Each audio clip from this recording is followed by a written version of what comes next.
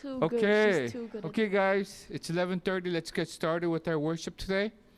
I want to welcome you all to our youth service today. Let's begin with prayer.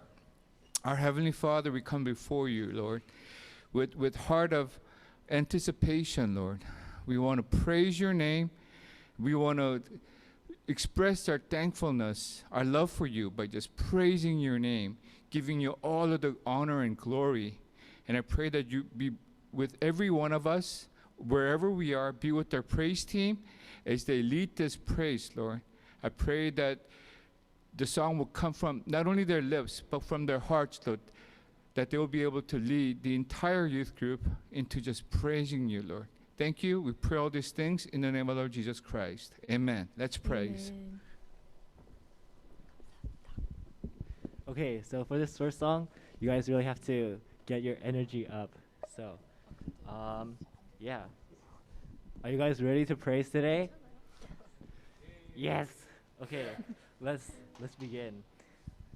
하나, 둘, 셋, 넷. What?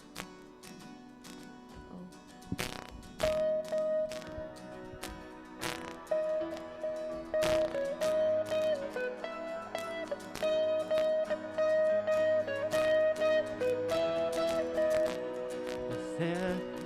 Hands a new beginning. Assisted hearts begin believing. Redemption's bid is unrelenting. Your love goes on. Your love goes on. You carry us when the world gives way. You cover us with your endless grace. Your love is relentless. Your love is relentless. Your love is relentless. Your love is relentless. The time is up for chasing shadows. You gave the world a light to follow. Hope that shines beyond tomorrow. Your love goes on. Your love goes on and on and on. You carry us when the world gives way. You cover us with your endless grace. Your love is relentless. Your love is relentless. Your love is relentless.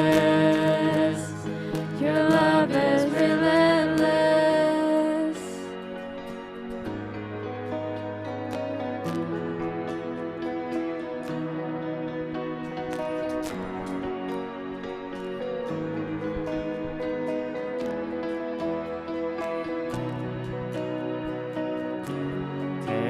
Through the veil of darkness, breaking every chain, you set us free, fighting for the furthest heart. You gave your life for all to see.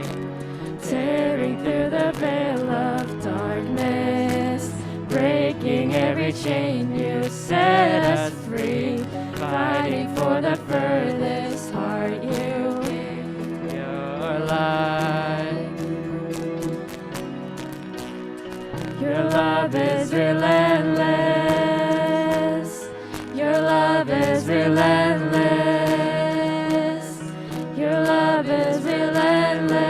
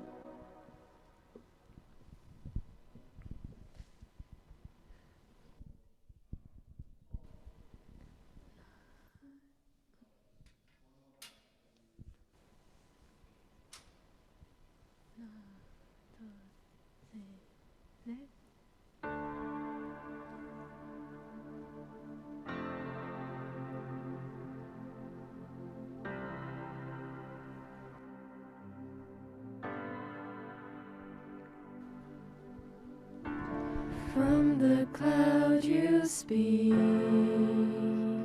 What was veiled now is seen.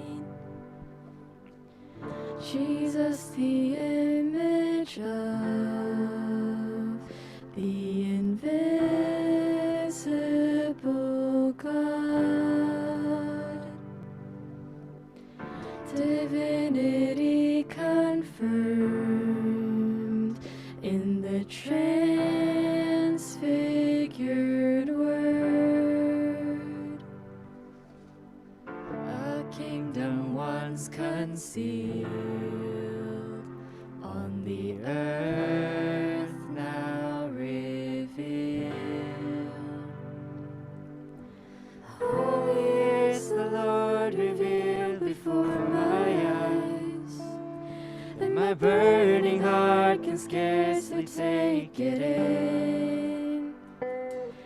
As I behold your beauty with unworthy eyes, the only song my soul can find to sing is hallelujah,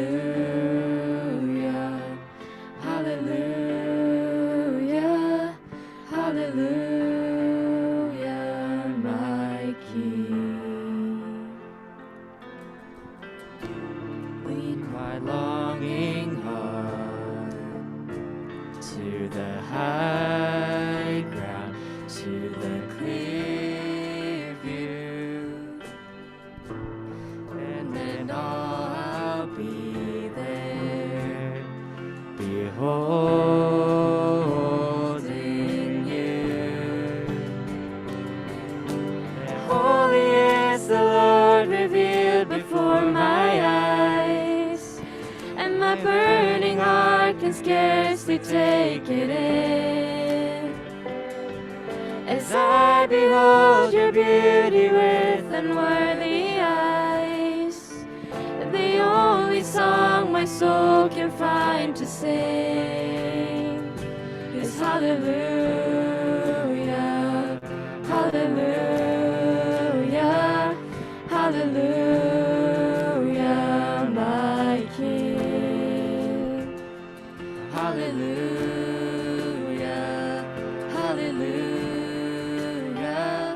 hallelujah, my King.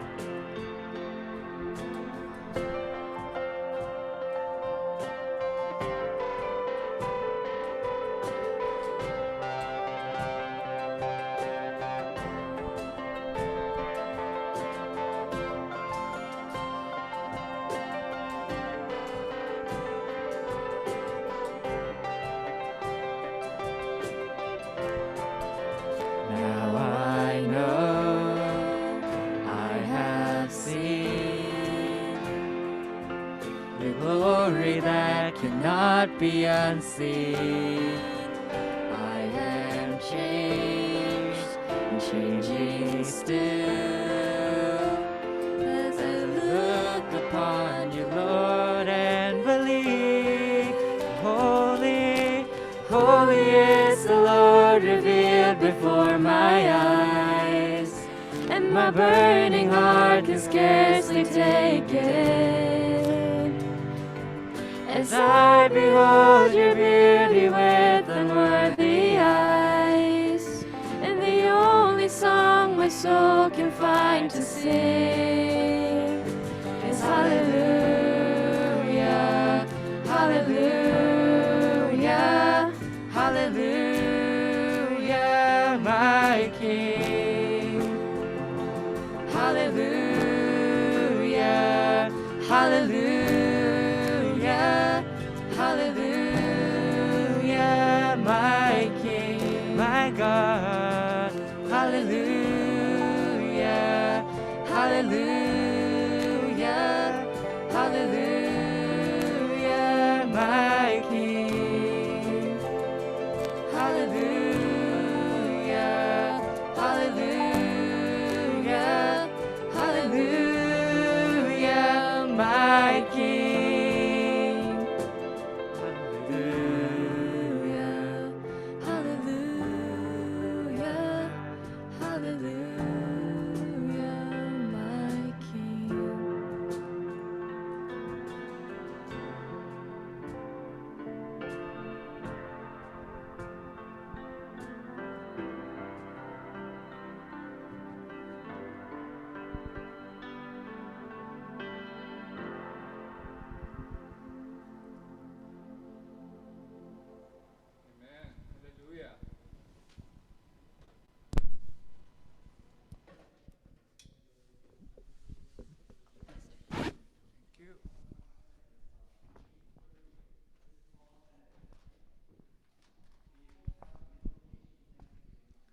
right, let's everyone open your Bible apps, and turn to 2 Peter.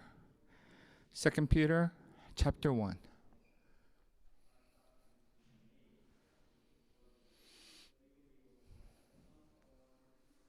I think we need to get one more chair. Yeah.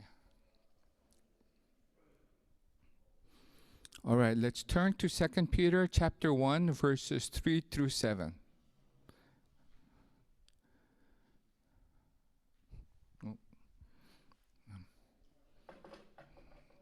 I don't want to hide the cross.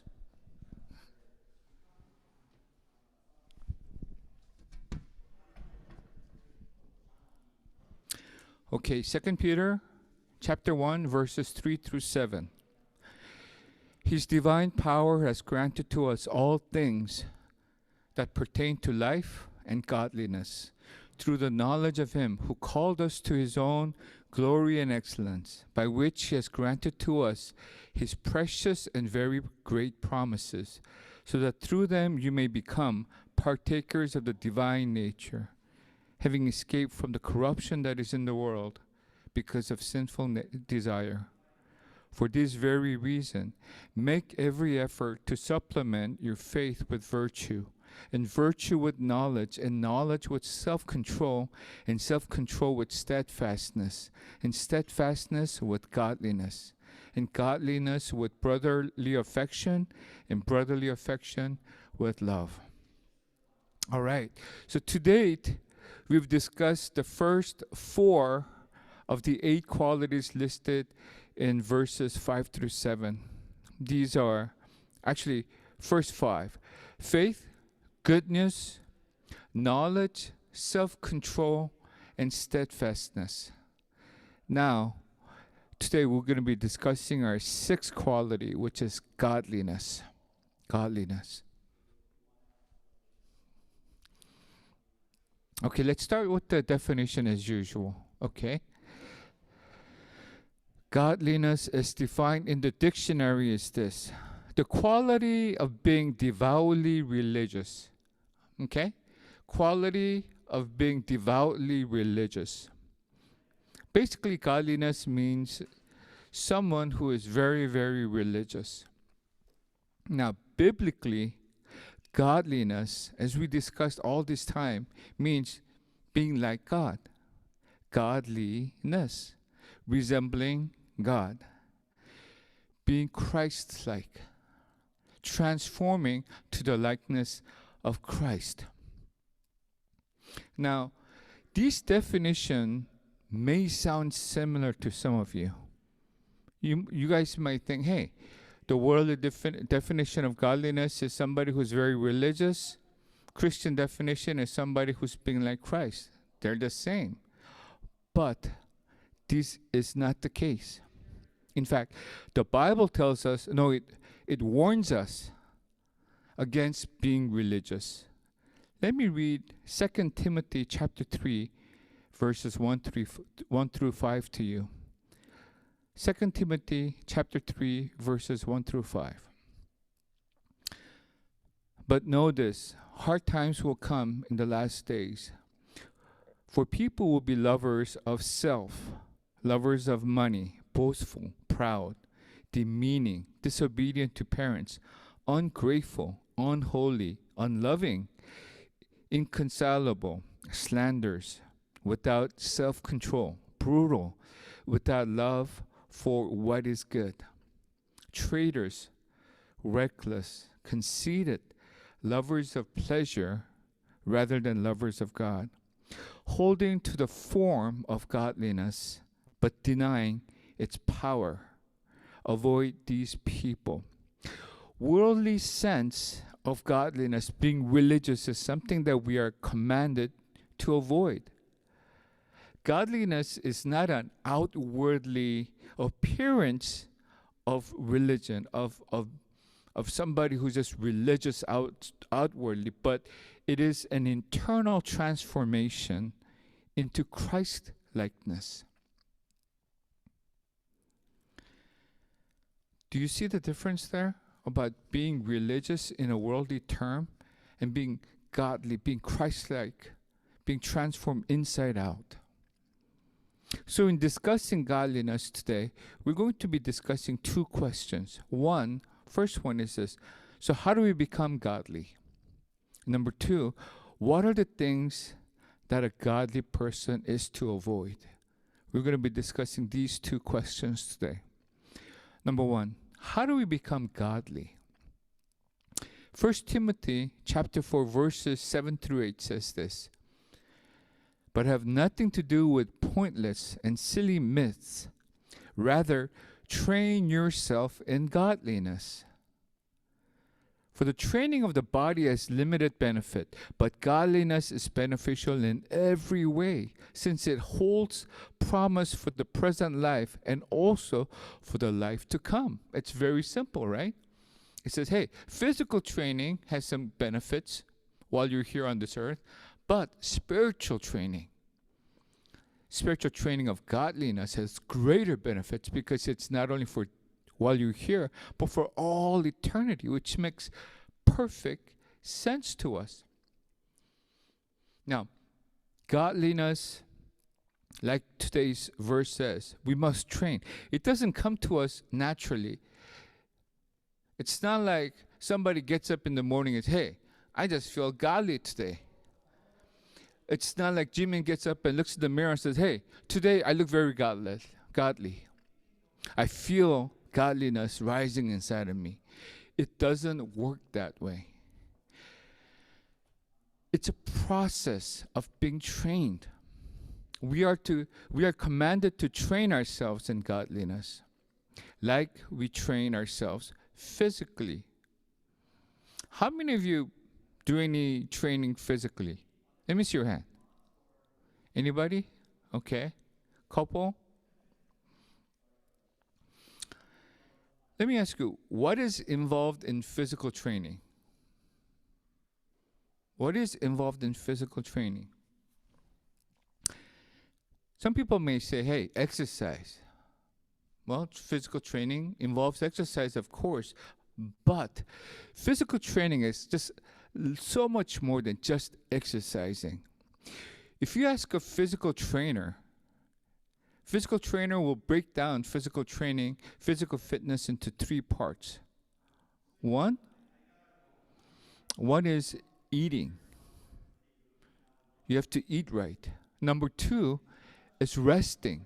You have to rest right. And number three is exercising. Okay?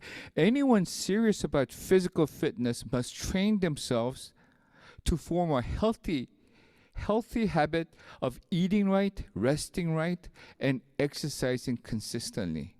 Make sense? Yeah. So let's first discuss eating.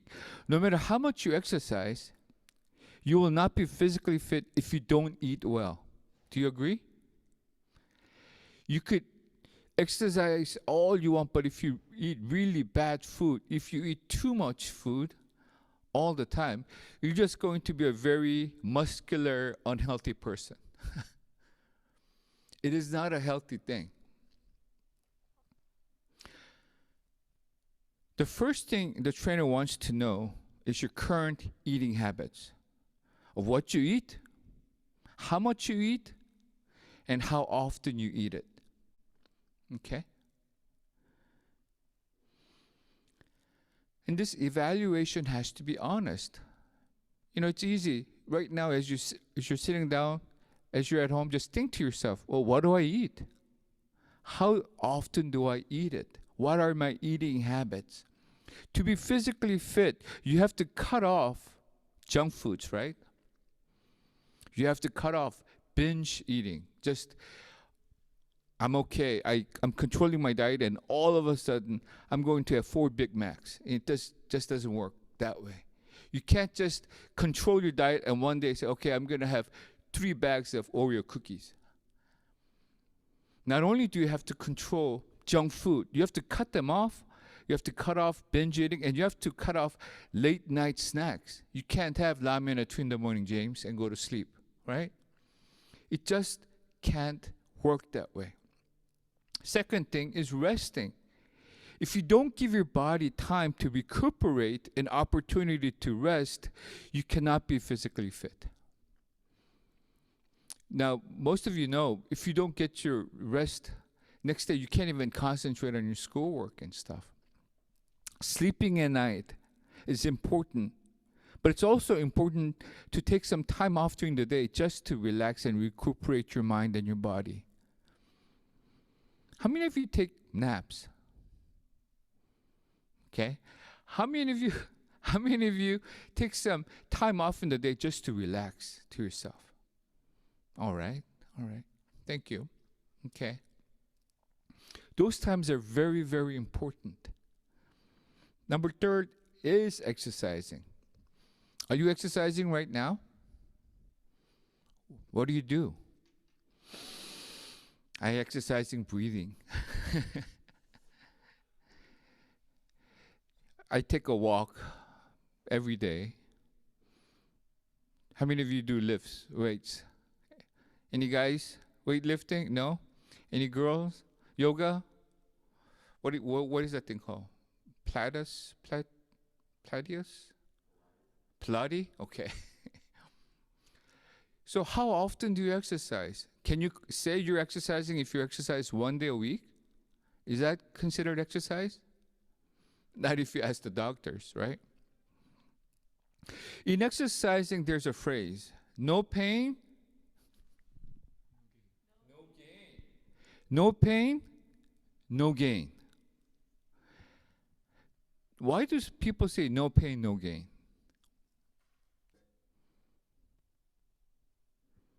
Do you know how the muscle develops? I'm sure you guys all know. The muscle develops and bulks up to the process of muscle fibers being tore apart and then the muscle repairing itself.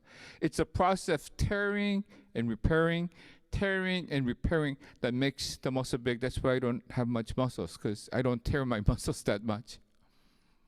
If you see those big guys in the gym, it's because they're pushing their limits.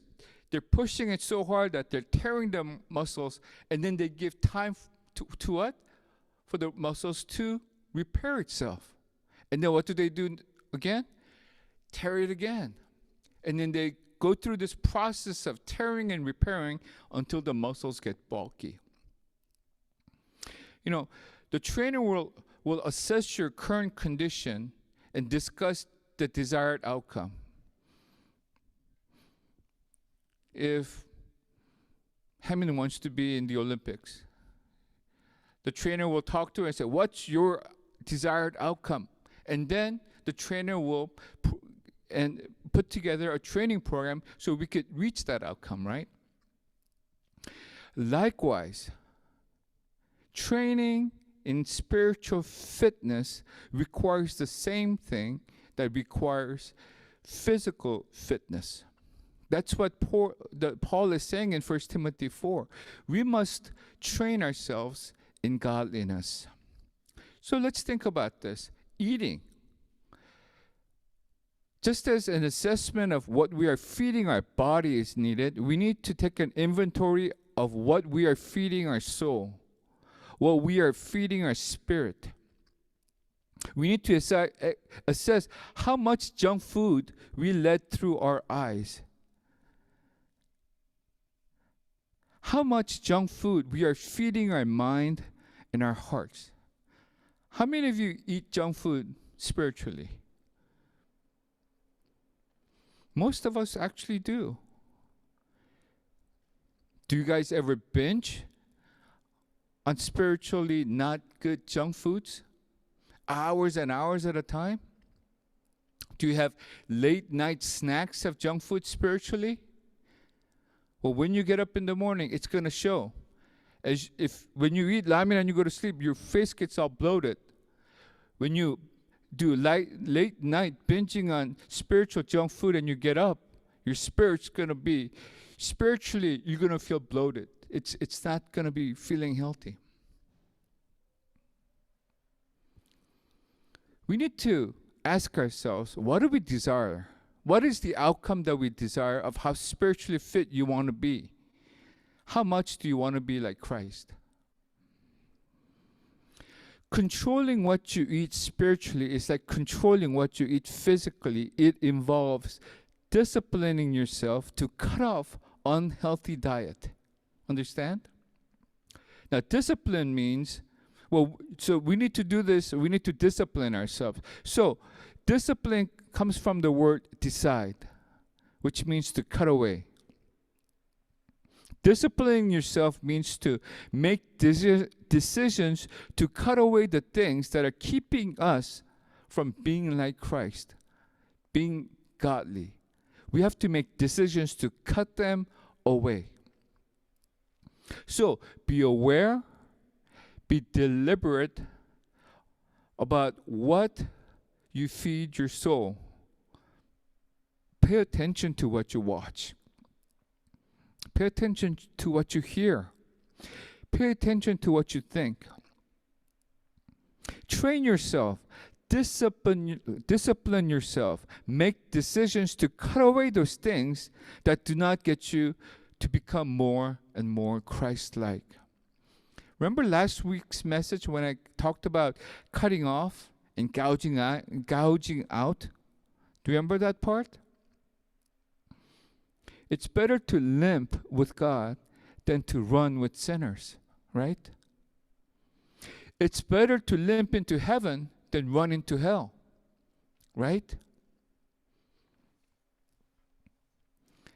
Number 2 is resting. You know, this world is very, very good at preoccupying your mind. It's everywhere. The moment you turn on your computer to do any work, it's everywhere. It's everywhere to overload your mind. The world wants to keep you preoccupied with worries and anxieties, with greed and pride, with lust and temptation. It does, and it succeeds because it's continuously just bombarding you every awaking moment of your life. It's going to bombard you and overwhelm you with useless visual information. It's going to demand your attention through media. It wants to expand all of your time and energy in the things of the world. And it's going to try to make you as tired as possible. When you're tired and how many of you in a tired state try to read the Bible? We tried, every one of us tried before. It doesn't work that well, does it? You just feel spiritually drained.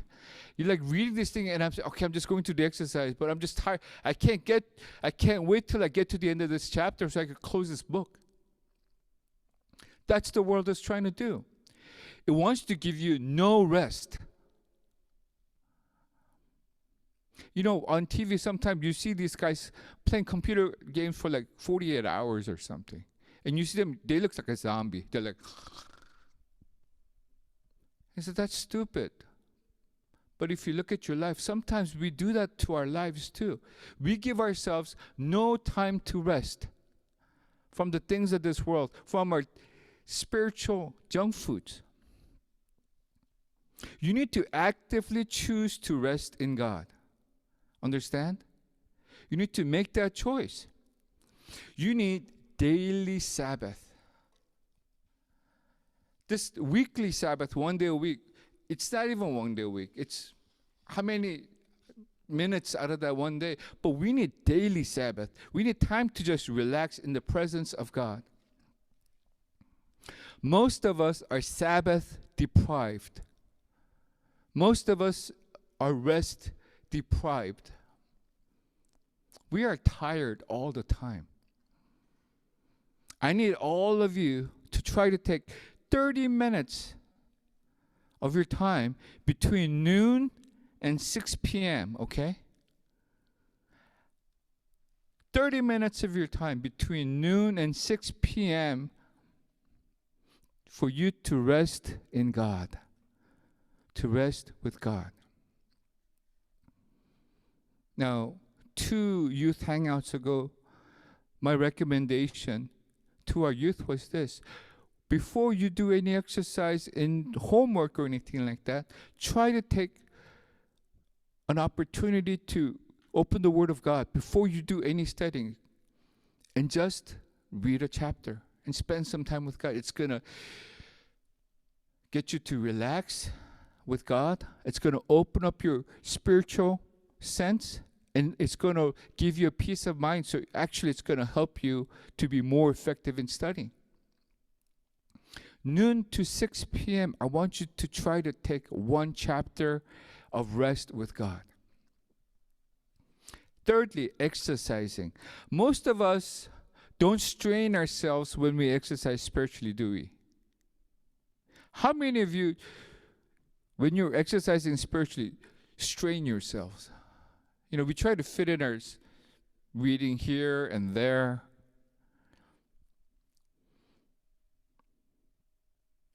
We exercise our faith. We do good things. We serve God. We give. We love.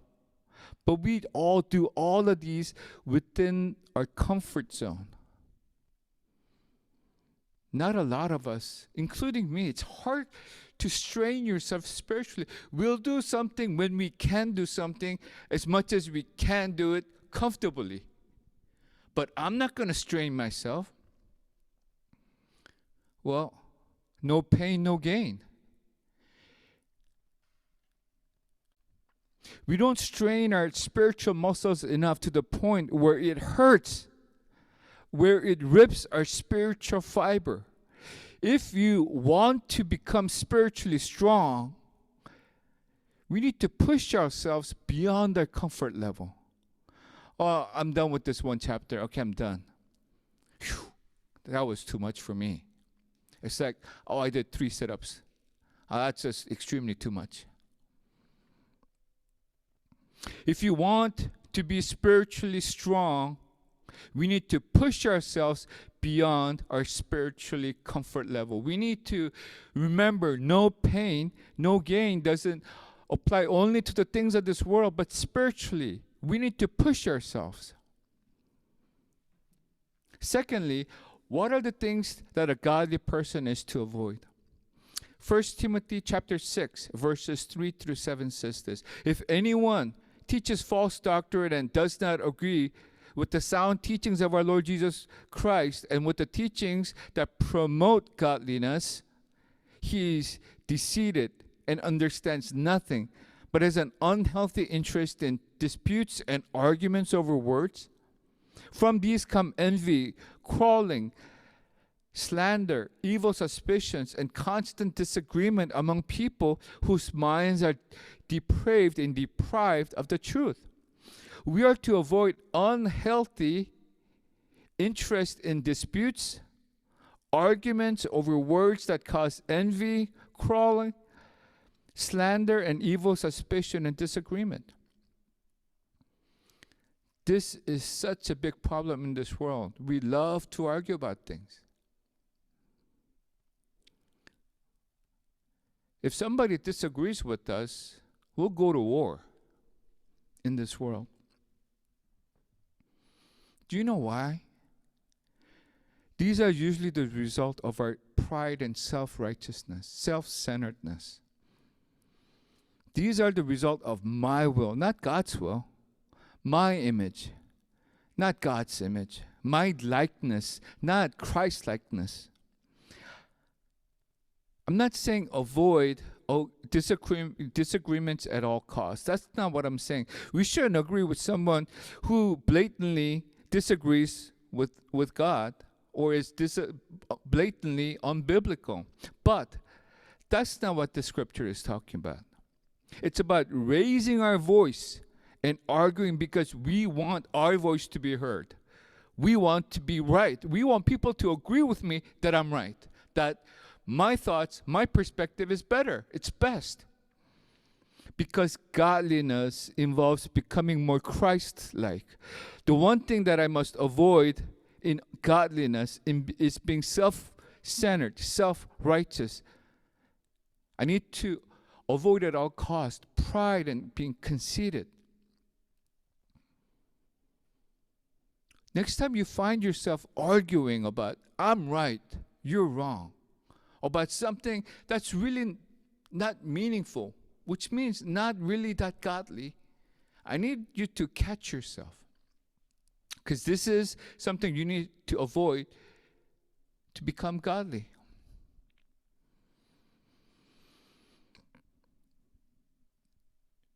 How many of you are satisfied at where you are right now? How many of you are satisfied at the person you are right now? I'm really happy that I'm myself. You know, many people are dissatisfied of who they are becoming. Many people are, in fact, surprised that they are the way they are. I don't know how I ended up here. How come I'm like this? Something wrong. Well, people shouldn't be surprised. After all, the person that you are is simply the outcome of the choices that you make each and every day. Understand? It's not an accident. And there's really nothing to be surprised about. After this, when I go home, I need to take 101 South. If I choose to take 101 North, should I be surprised that I ended up in San Francisco? No, because I chose to go north instead of south. This has nothing to do with how I feel. I'm in San Francisco because that was the choice that I made. Besides, didn't I see all those signs on my way to the city? How can I be surprised when I ended up in San Francisco? All the way up North 101, San Francisco 13 miles, San Francisco 7 miles, San Francisco 3 miles. There's signs.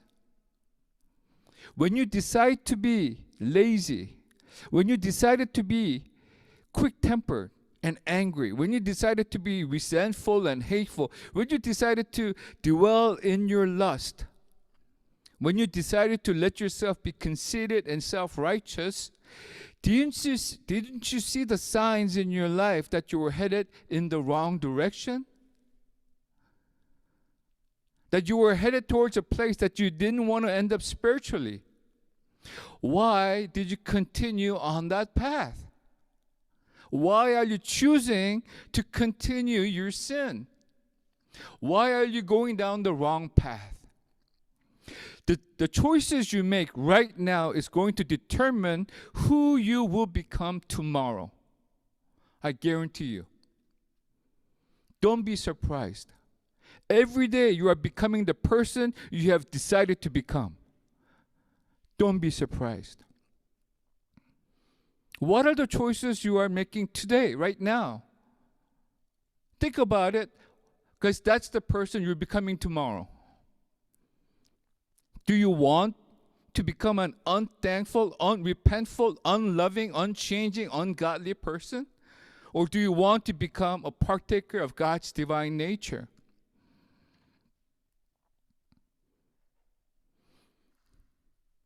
In closing, let me just summarize this for you. We need to be spiritually fit. We need to be a godly person. We need to exercise while we eat, are resting, and are exercising. Don't eat spiritual junk food. Don't binge on spiritual junk food, the worldly junk food.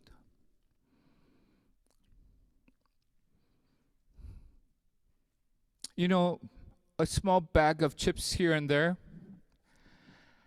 nobody's going to argue with that, right? But it's not okay if you have the entire container of cheese puffs. When you're opening your computer and you're letting something in your eye, I would say, when that happens, watch yourself. Am I just killing myself with this spiritual junk food? Watch what you eat spiritually. Number 2, try to rest with God. Give your spirit time to rest and recoup every day. Give yourself time between noon to 6 to spend some time with God. Lastly, train yourself, exercise godliness by practicing your faith and self-control. Living the good life of Jesus Christ by living your life with Jesus Christ. Look for opportunity in your daily life to exercise your spirit. Make conscious decision. I want you this week to try to push your spiritual exercise beyond the level of comfort, okay? Push your comfort zone. Let's rip some spiritual fibers, okay? Let's become spiritually bulked this week. Let's everybody close our eyes.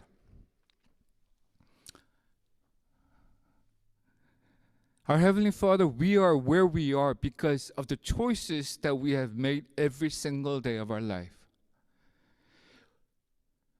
The choices that we are making is making me who I am. The choices I make today is going to make me who I am tomorrow. I don't want to be surprised, Lord. I don't want our youth to be surprised. Every one of us here, Isaac, Rebecca, Shiu, Daniel, Jimin, everyone at home. I want each and every one of our youth, Lord, to think about who they want to become tomorrow and make choices today so that they could become that person tomorrow. When we headed down the wrong path and you are showing us signs, Lord, I pray that we will not ignore them. We know the signs. We could see it, we could read it, but we choose to be indifferent to it. We decide to ignore it because we just want to head it down the wrong path, Lord. I pray that your Holy Spirit would just convict us, Lord. Wake us up, Lord. That we be committed to head back, repent back to you, Lord. Turn 180 degrees around from the wrong path that we're going and come back to you, Lord. I pray that we will train ourselves to eat right, to rest with you, and to exercise our faith in you, with you, Lord. I pray that we would supplement to our faith, our goodness, our knowledge, self-control, to virtue, steadfastness, Lord, this godliness,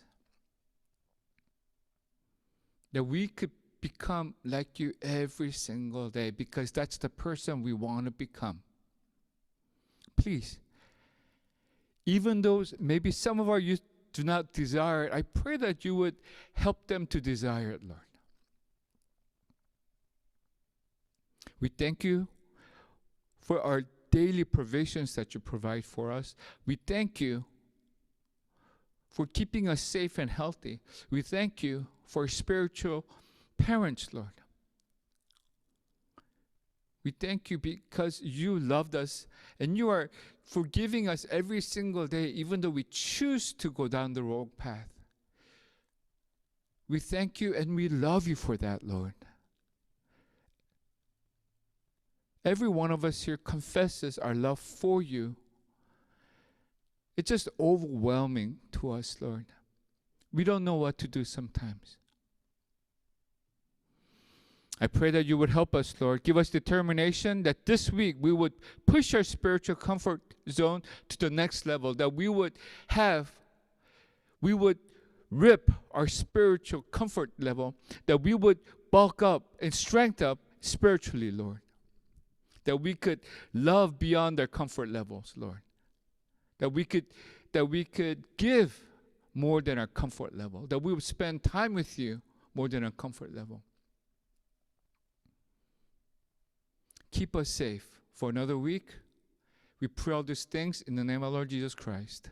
Amen. Amen. Thank you. Let's get into our small groups.